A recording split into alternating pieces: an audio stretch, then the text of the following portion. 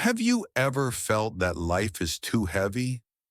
Maybe you wake up morning, but your heart feels tired. You look around and see problems, not possibilities. Sometimes it feels like tomorrow will be the same as today. Nothing will change. This feeling is called hopelessness. It is like walking in the dark without a light. You don't see the way. You don't believe there is a way. But there is something small, something quiet that can change everything. It is called hope. Hope does not make problems disappear. Hope does not give you success in 1 second, but hope gives you strength to keep moving, even when life is hard. Hope is like a seed. At first it is tiny, almost invisible. But if you take care of it, if you protect it, that seed grows into something strong. It becomes a tree that gives you shade, food, and new life. In this story, you will see the secret power of hope. You will learn how one small thought, maybe I can change a whole life. And while you listen, you will also practice English. You will hear simple words, clear sentences, and emotional storytelling. This way, you can grow your English step by step, just like a seed grows into a tree. So let me tell you the story of a boy who discovered the secret power of hope. Chapter 1. A Village of Shadows. Amir was born in a small village between dry hills. From far away, the village looked quiet, almost peaceful. But inside, life was not easy. The houses were made of mud and stone. The roofs leaked when it rained. At night there was no electricity. Only the moon and small oil lamps gave light. Amir's family was poor. His father worked in the fields, bending his back under the hot sun. His mother walked long distances to bring water in heavy clay pots. She often returned tired, her hands red and her feet sore. Amir and his two sisters wore clothes that were old and torn. Their shoes were broken, but they kept wearing them because there was no money to buy new ones. Every day Amir dreamed of a better life. Sometimes he closed his eyes and imagined himself in a big city with lights everywhere, reading books in a library, speaking English like the people he heard on the radio. But when he opened his eyes, he only saw dust, hunger, and silence. School was small with just 2 rooms. The teacher tried his best, but there were no good books, no computers, and no English lessons beyond the alphabet. Amir wanted to learn, but there were few chances. When he tried to read, the words looked strange, almost like a secret he could not unlock. Sometimes he sat outside the school at night, holding an old notebook, trying to copy words under the weak light of a lamp. Life in the village felt heavy. Children his age worked in the fields instead of playing. Some were forced to leave school early. Amir often felt invisible, like no one saw him or believed in him. He thought, maybe my life will always be the same. Maybe I will never leave this place. But inside, a small part of him still dreamed. He remembered when he was little. His grandmother used to tell stories. She told him, hope is like a candle.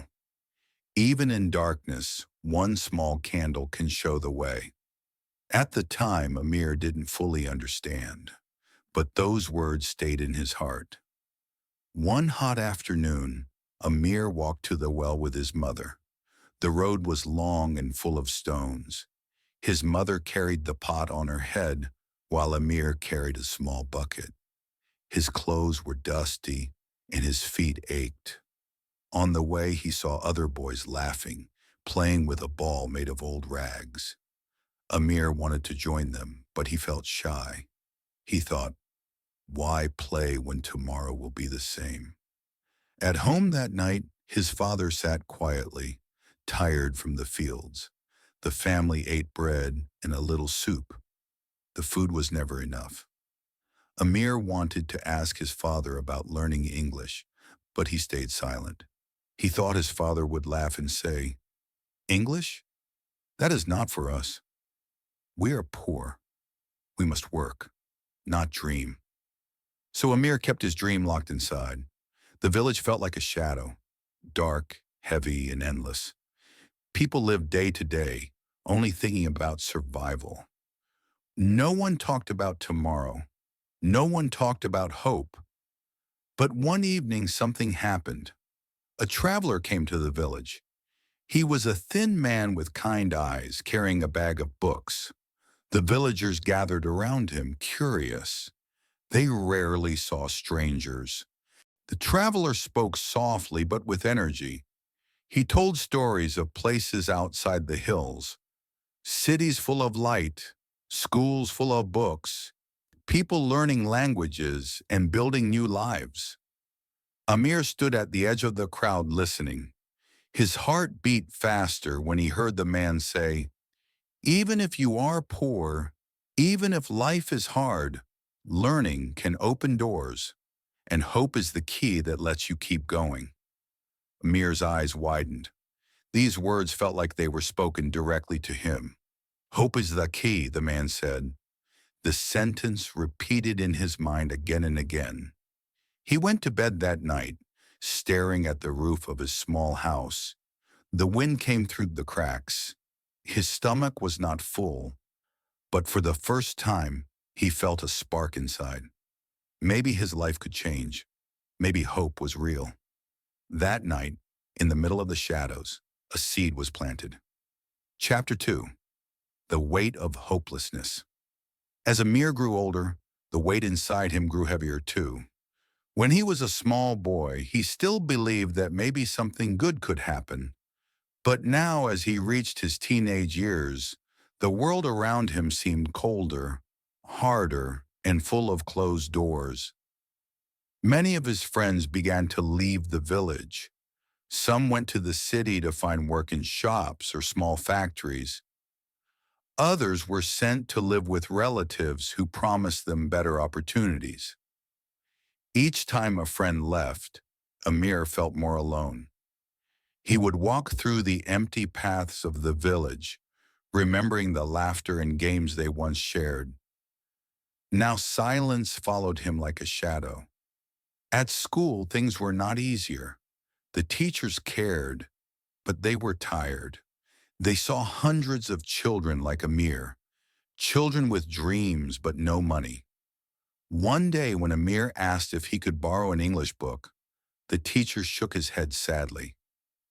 "Amir," he said, "you are a good boy, but English is not for everyone.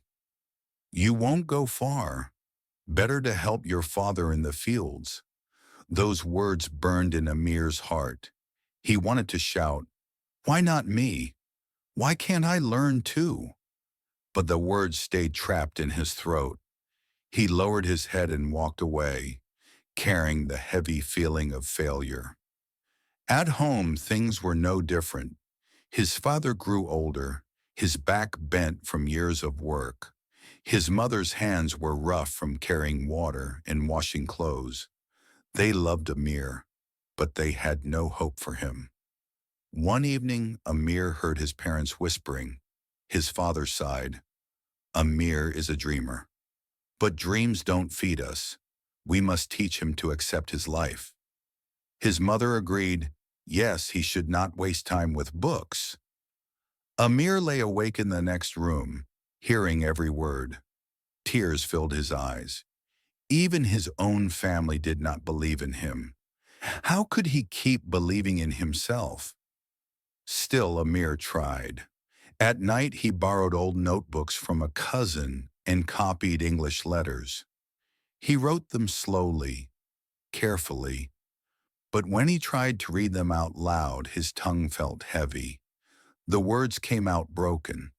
His sisters giggled, and sometimes even his mother laughed gently, not meaning to hurt him, but it cut deep. At school, Amir tried again. The teacher asked him to read a simple sentence in English. His hands shook as he held the paper. He opened his mouth, but the sounds were wrong. The class burst into laughter. One boy shouted, "Amir, your English is like a baby's." Another whispered, "He will never learn." Amir's face burned with shame. He wanted to run out of the room. Instead, he sat quietly, biting his lip, and promised himself never to try again in front of others. That night, he sat by the small oil lamp, staring at the notebook. The letters seemed to dance, mocking him.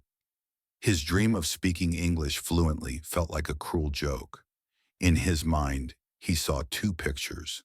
In one, he stood in a big city, speaking English confidently, people clapping for him. In the other, he was stuck in the fields forever, silent and invisible. The second picture felt stronger, more real. Slowly, hopelessness filled his heart. Days turned into weeks, weeks into months. Amir stopped asking for books. He stopped trying to read aloud. His notebooks gathered dust in the corner. When he saw his friends leaving for new lives, he felt smaller and smaller, like a shadow of himself. One evening, Amir sat outside watching the sunset. The sky burned with orange and red, but he felt nothing. His chest was heavy, his eyes tired. He whispered to himself, "Maybe they are right. Maybe hope is only for others. Maybe my life will never change." For a moment, he thought about giving up completely, never dreaming again, never fighting again, just accepting the silence of his world. But life has strange ways. A week later, while cleaning the small school storeroom, Amir moved a pile of old dusty boxes. Inside one of them, something caught his eye. It was a thin, torn book. The cover was faded, the pages yellow. On the front, in big letters, was the word English. Amir's heart jumped. He held the book carefully like a treasure. He opened the first page and saw simple sentences with small pictures. The words were not easy, but they were not impossible either. Something inside him stirred. He whispered, "Maybe this is for me. Maybe I can try one more time." At that moment, in the middle of his hopelessness, Amir found something unexpected. A key, hidden in an old box. Chapter 3. The Hidden Book. The day Amir found the old book began like any other. He was asked to help clean the school storeroom. The room was small and dark, filled with broken chairs, torn papers, and boxes that had not been opened for years. Dust floated in the air, making his nose itch. He pushed one heavy box to the side, and another small box fell open. Inside were bits of chalk, pieces of old paper, and at the very bottom, something that looked different. Amir reached in and pulled it out. It was a book. The cover was torn. The pages were yellow and soft from age. The pictures inside were faded, but Amir could still see them. Children, animals, houses, simple drawings in black and white. Across the first page in big bold letters was one word: English. Amir's heart began to beat faster. His fingers shook as he turned the pages. The sentences were short. "This is a cat. The sun is bright. The boy runs fast." They were simple, but to Amir they felt magical. He held the book close, as if it were treasure. No one else noticed. The teacher was busy. The other students were laughing in the yard. Quietly, Amir slipped the book into his bag. That night, when his family fell asleep, Amir lit a small candle. He placed the book on his knees and opened it carefully. The flame flickered, but the words shone brighter than any light he had ever seen. At first it was difficult. His tongue still felt heavy. The sounds came out wrong, but he whispered each word again and again. This is a cat. This is a cat. He touched the picture with his finger and whispered once more. Something inside him moved. For the first time, English did not feel like a wall. It felt like a door he could maybe open. Every night, Amir repeated the same ritual. He waited until the house was quiet. He lit the candle, opened the book, and whispered. Some nights he made mistakes. Some nights he grew tired and wanted to stop. But then he remembered the traveler's words. Hope is the key that lets you keep going. Slowly, hope began to grow in his chest, as soft as a flame, but as steady as a heartbeat. One evening, his sister woke up and saw him whispering in the candlelight. Amir, she whispered, why are you talking to yourself? Amir quickly closed the book. His face turned red, but deep inside he felt proud. He wanted to protect this secret treasure. It was his. It was the seed of his hope. Days passed. The book became his closest friend. He carried it with him, hidden under his clothes. During breaks at school, while others played, Amir opened the book and practiced reading quietly. Sometimes he traced the words with his finger, imagining that one day he would speak them with confidence. The book was small, only 50 pages, but to Amir, it was a world. Each page gave him something new, a new word, a new sound, a new piece of courage. He began to see English not as something impossible, but as something alive. He realized that words had power. They could describe the sun, the sky, a cat, a boy, a dream. They could build bridges between him and the larger world beyond the hills. The more he read, the more he felt alive. His hopelessness, which once sat like a heavy stone in his chest, began to lift. He felt lighter, even when life around him was still hard. The fields were still dry. His shoes were still broken. His parents were still tired. But inside Amir, something was changing. One night he whispered to himself, if I can learn one word, I can learn two. If I can learn two, I can learn 10. If I can learn 10, I can learn 100. I will not stop. For the first time, Amir made a decision. He would learn English with this book, no matter how hard it was, no matter how long it took. Even if people laughed, even if he failed many times, he would keep going. That night he blew out the candle and lay down on his mat. The darkness surrounded him, but inside he carried a small light. It was the light of hope, shining through the pages of a torn book. Amir did not know it yet, but this decision would change his life forever. Chapter 4. The First Struggles. At first, learning English felt like climbing a mountain with no shoes. Every step hurt. Every sound felt strange on Amir's tongue. Some words refused to stay in his memory.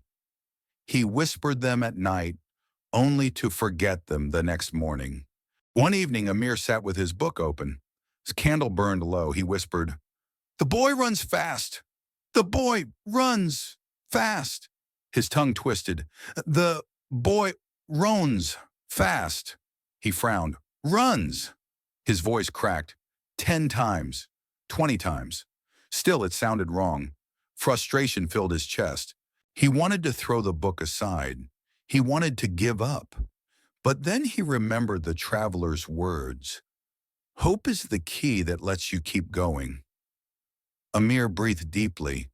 He opened the page again, whispering slowly and carefully. At school, things were harder. One day, the teacher asked Amir to read aloud. His hands shook as he stood. "This is a cat." The class laughed. One boy whispered, "Even a baby can say that better." Amir's ears burned. The teacher shook her head. "Amir, try harder. Maybe English is not for you." The words cut deep, like knives. Amir carried them all day, heavy in his chest. That night, when everyone slept, he returned to the book. Shame and fire mixed inside him. I will not stop. Hope means not giving up, he whispered. Every mistake pushed him harder. He wrote words on scraps of paper, cat, son, boy, run, and stuck them on his wall. Every morning he traced them with his finger, whispering the sounds again. The road was long. Some days he forgot words. His tongue refused to obey. The laughter of classmates echoed like a cruel song. But each night of whispering made him a little better. Words that once felt impossible began to feel easier. His tongue bent slowly like a tree learning to follow the wind. One day his sister asked, Amir, why do you whisper every night? Why not sleep like the others? Amir smiled shyly. Because I want to speak.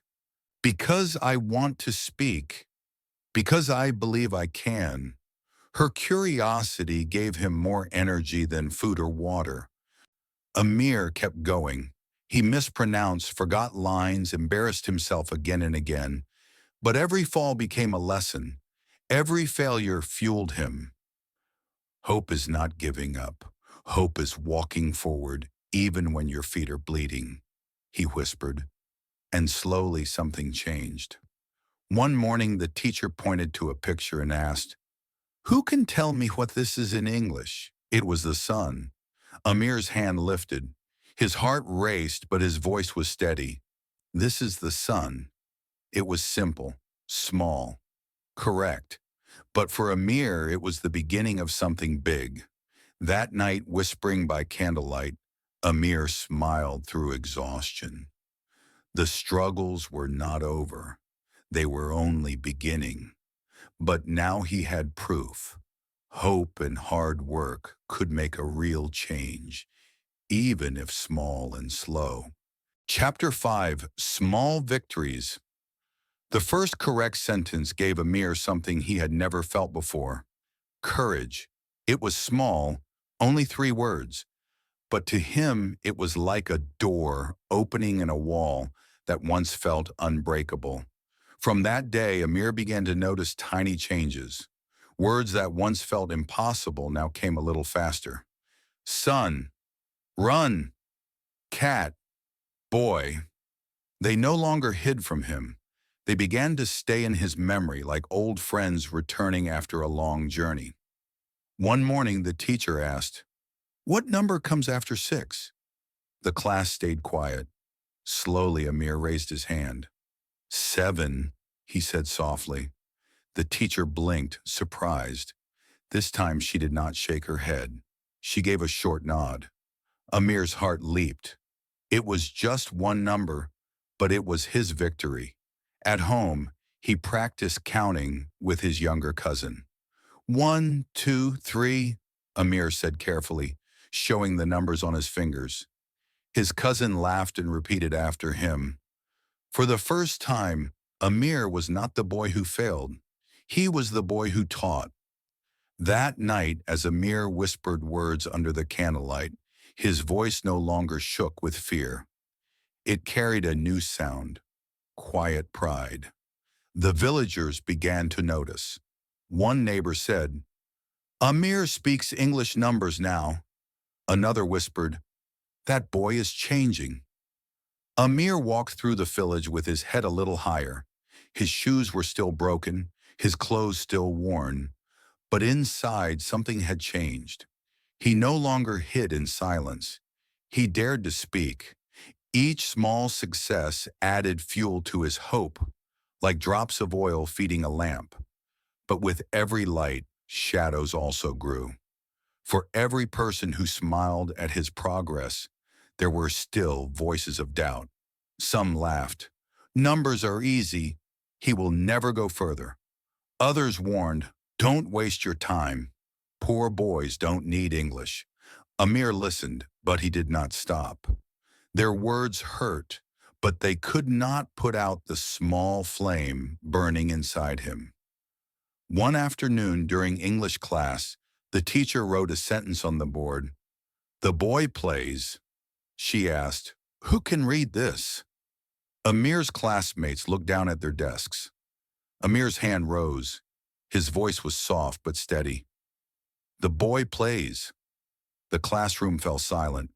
The teacher's eyes widened. For a moment, Amir thought she might laugh, like before, but instead she smiled. "Correct," she said. It was the first time his teacher had praised him. The sound of that word, correct, felt like music. He carried it home, repeating it in his mind as if it were the most beautiful word in English. That evening, his father asked, "Amir, why are you smiling?" Amir answered quietly, "Because today I spoke English, and my teacher said it was correct." His father did not answer. But in his eyes, Amir saw something new, not doubt, not disappointment, but a small spark of respect. With every small step, Amir's confidence grew. He began to read sentences without shaking. He dared to help his sister write numbers in English. He even whispered greetings in English to himself as he walked through the dusty roads of the village. "Good morning. How are you?" The words were simple, but to Amir they were treasures. He still made mistakes. Sometimes he forgot. Sometimes he stumbled. But now mistakes did not feel like the end. They felt like stepping stones, part of the journey. At night, when he lay down after hours of whispering, he no longer felt heavy with shame. He felt tired, yes, but also alive. Amir understood something powerful. Hope was not only about big dreams, it was also about small victories. One number, one word, one sentence at a time.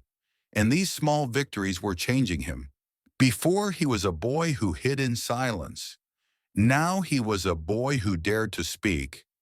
But as his hope grew, so did the challenges ahead. The road was long, and new trials waited just beyond the horizon. Chapter 6, The Great Test. One morning, a notice was posted on the school wall. The headmaster announced, "There will be a scholarship exam. One student from our village can win a place in the city school. It will include English, math, and writing." The students crowded around, whispering with excitement. For many, this was only a dream. For Amir, it was a storm inside his chest. His heart beat fast. His hands turned cold. The exam included English.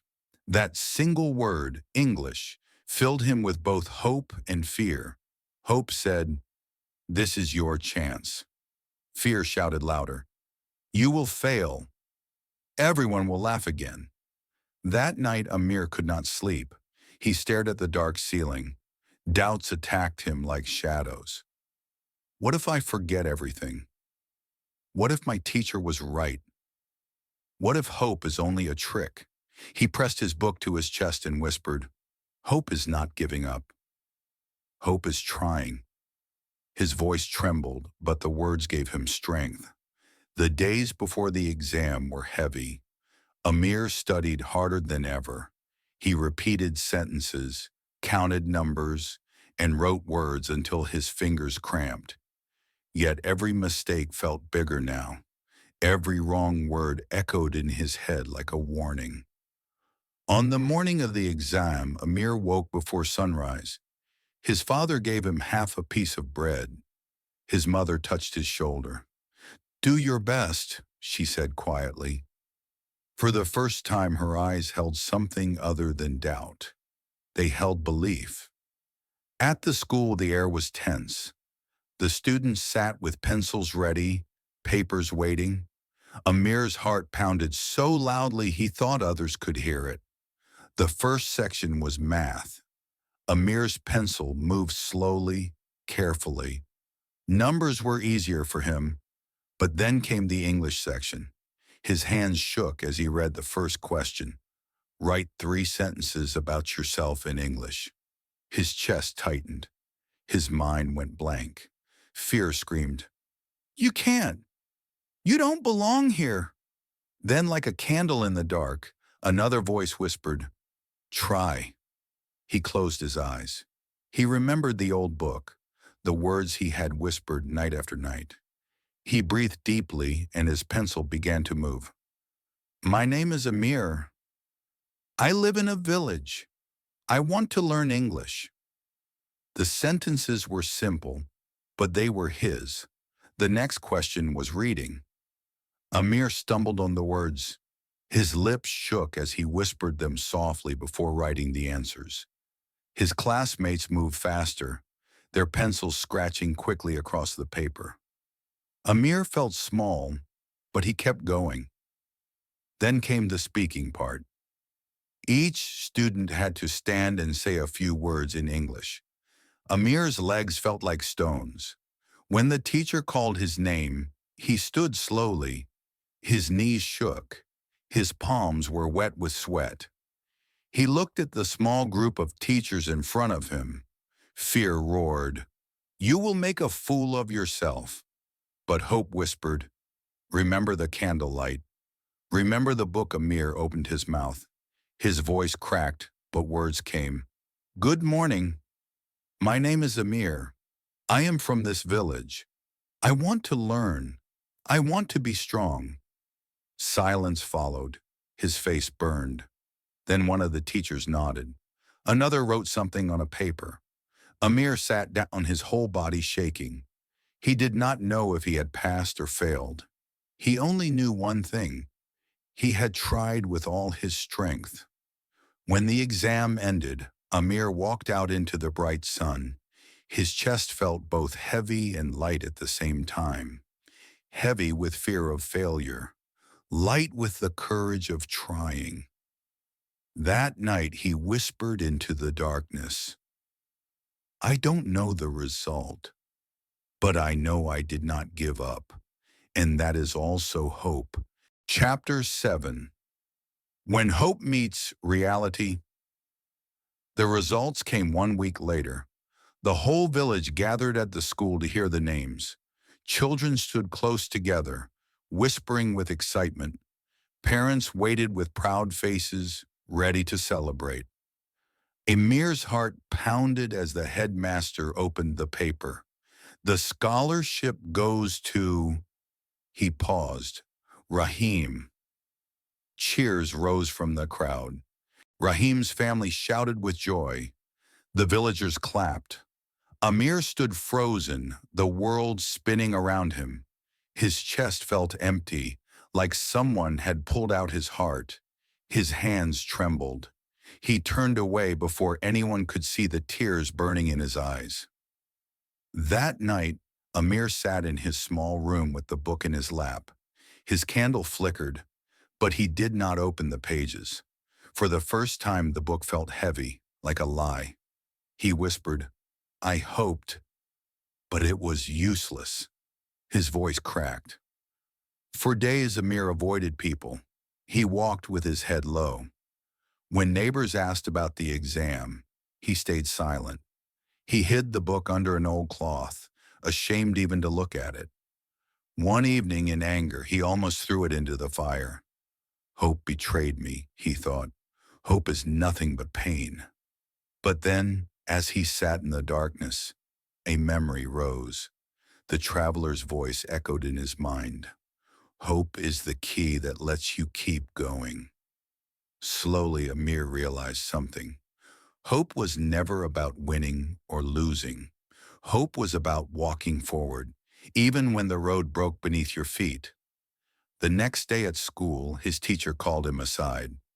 "Amir," she said gently, "I know you are sad. But listen, you grew more than anyone else in this class.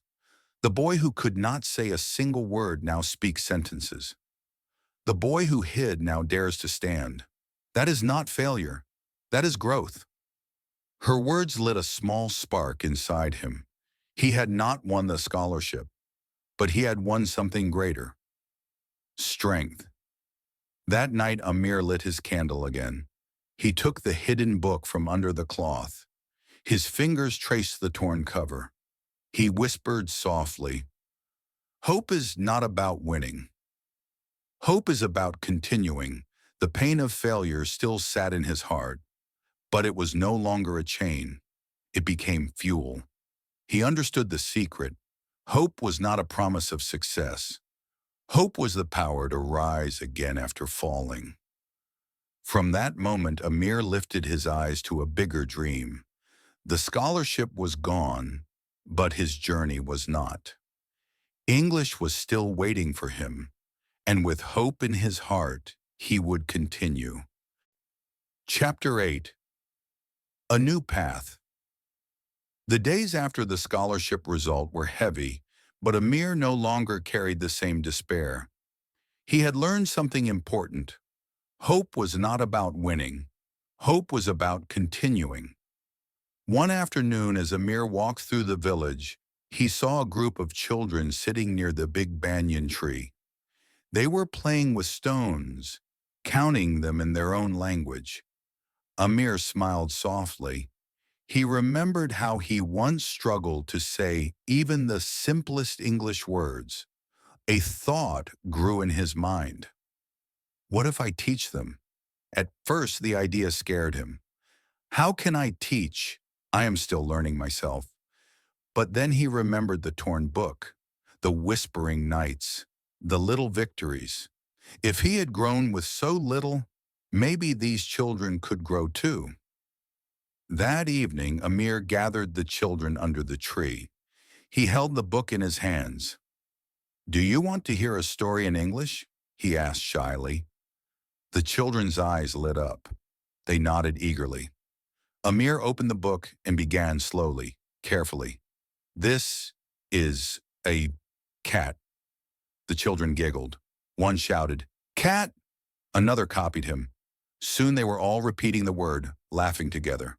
Amir laughed too, not with shame this time, but with joy. The next day, even more children came. Amir showed them numbers. 1, 2, 3. The younger ones stumbled and mispronounced, but Amir only smiled. He knew that pain well. He encouraged them gently, just as he once encouraged himself. Little by little, the lessons became a daily gathering. Children brought small stools, sticks, and stones to use as letters or numbers. Amir shared everything he knew, no matter how small. From the old faded book, he read stories, and the children repeated after him. Their laughter echoed through the village. Soon the villagers began to notice. Mothers smiled as their children ran home, shouting English words. Fathers said, "Amir is changing. He is teaching." Even the teacher who once doubted him watched with quiet respect. Amir felt something new inside, strength. Once he had been the boy who hid in silence, the boy who others laughed at. Now he was the one bringing light. His small knowledge was no longer just for himself. It had become a gift for others. And with every lesson, Amir's own English grew stronger. Teaching forced him to practice. Answering questions made him think deeper. Every laugh from the children gave him courage to keep learning. Hope was no longer a single flame inside his chest. It had become a fire that warmed many hearts. One evening, as the children left, Amir sat under the banyan tree alone. The sunset painted the sky orange. He opened the book and whispered, "I am no longer just a learner. I am a giver." His voice was steady, proud. The same book that once gave him hope was now giving hope to others. Amir understood something deeper. Hope is not meant to stay hidden in one person's heart. Hope grows when it is shared. Chapter 9. Reflection and Closing. Hope is not magic. It does not take away our problems in one night. It does not give us success without effort. But hope is powerful because it changes the way we see the world. Think of Amir. He was only a poor boy in a small village. He had broken shoes, heavy days, and almost no chance to learn English. Many voices told him, "You cannot." Even his own heart told him to stop. Yet a tiny seed of hope kept him going. That seed grew into something greater than he ever imagined. Hope gave him courage to open the book again and again, even when his hands shook with shame. Hope gave him strength to whisper English words into the dark night when everyone else was asleep.